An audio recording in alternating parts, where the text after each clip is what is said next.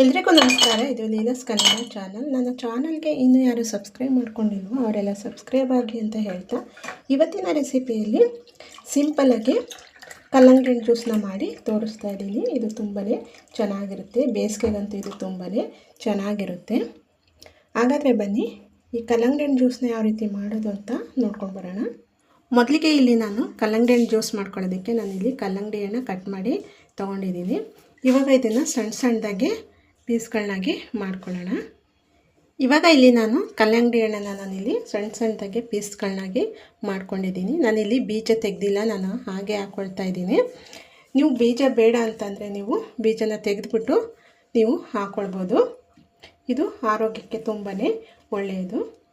ಬನ್ನಿ ಹೇಗೆ ಮಾಡೋದು ಅಂತ ನೋಡ್ಕೊಂಡು ಬರೋಣ. ಇವಾಗ ನಾನು ಒಂದು ಮಿಕ್ಸಿ ಜಾರ್ ತೊಗೊಂಡಿದ್ದೀನಿ. ಅದಕ್ಕೆ ನಾನಿಲ್ಲಿ ಕಟ್ ಮಾಡ್ಕೊಂಡಿರುವಂಥ ಕಲ್ಲಂಗಡಿ ಹಣ್ಣನ್ನು ಹಾಕ್ಕೊಳ್ತಾ ಇದ್ದೀನಿ. ಇವಾಗ ಇದಕ್ಕೆ ನಾನು ಉಪ್ಪನ್ನು ಹಾಕ್ಕೊಳ್ತಾ ಇದ್ದೀನಿ. ಇದಕ್ಕೆ ಮೆಣಸಿನ ಪುಡಿನ ಹಾಕ್ಕೊಳ್ತಾ ಇದ್ದೀನಿ. ಇವಾಗ ಇದಕ್ಕೆ ಒಂದು 1/4 ಭಾಗದಷ್ಟು ನಾನಿಲ್ಲಿ ನಿಂಬೆ ರಸನ ಹಾಕ್ಕೊಳ್ತಾ ಇದ್ದೀನಿ.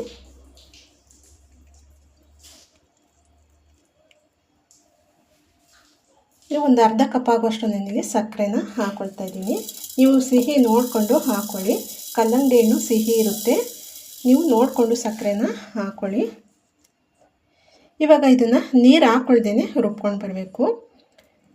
ಇವಾಗ ಇಷ್ಟು ರುಬ್ಕೊಂಡಾಗಿದೆ. ಇವಾಗ ಇದನ್ನು ಸೋಸ್ಕೊಳ್ಳೋಣ. ಇವಾಗ ಇದನ್ನು ಸೋಸ್ಕೊಂಡು ತಗೊಳ್ಳೋಣ. ಸೋಸ್ತೇನೂ ಹಾಗೆ ಕುಡಿಬೋದು.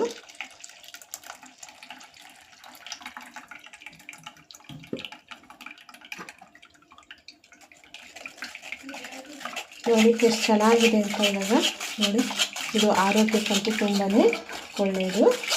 ನೋಡಿ, ಈ ಥರ ಬೇಸಿಗೆನಲ್ಲಿ ಈ ಥರ ಮಾಡ್ಕೊಂಡು ಕೊಡಿದ್ರೆ ತುಂಬಾ ಚೆನ್ನಾಗಿರುತ್ತೆ. ಇವಾಗ ನೋಡಿ ಕಲ್ಲಂಗಡಿ ಜ್ಯೂಸು ರೆಡಿ ಆಯಿತು. ನೋಡಿ ಎಷ್ಟು ಸೂಪರಾಗಿ ಬಂದಿದೆ ಅಂತ ನೋಡಿ. ಇವಾಗ ಇದನ್ನು ಒಂದು ಲೋಟಕ್ಕೆ ಸರ್ವ್ ಮಾಡ್ಕೊಳ್ಳೋಣ. ಇವಾಗ ಇದಕ್ಕೆ ನಾನಿಲ್ಲಿ ಐಸ್ ಕ್ಯೂಬ್ಗಳನ್ನ ಹಾಕ್ಕೊಳ್ತಾ ಇದ್ದೀನಿ. ಈ ಥರ ಕಲ್ಲಂಗಡಿಯಿಂದ ಜ್ಯೂಸ್ ಮಾಡ್ಕೊಂಡು ಕೊಡೋದ್ರೆ ತುಂಬಾ ಚೆನ್ನಾಗಿರುತ್ತೆ. ನೋಡಿದ್ರಿ ಅಲ್ವಾ ಕಲ್ಲಂಗಡಿ ಹಣ್ಣಿನ ಜ್ಯೂಸ್ ಯಾವ ರೀತಿ ಮಾಡೋದು ಅಂತ. ಬೇಸಿಗೆ ಬಿಸಿಲಿಗೆ ಈ ರೀತಿ ಕಲ್ಲಂಗಡಿ ಹಣ್ಣು ಜ್ಯೂಸನ್ನ ಮಾಡ್ಕೊಂಡು ಕುಡಿದ್ರೆ ತುಂಬಾ ಚೆನ್ನಾಗಿರುತ್ತೆ.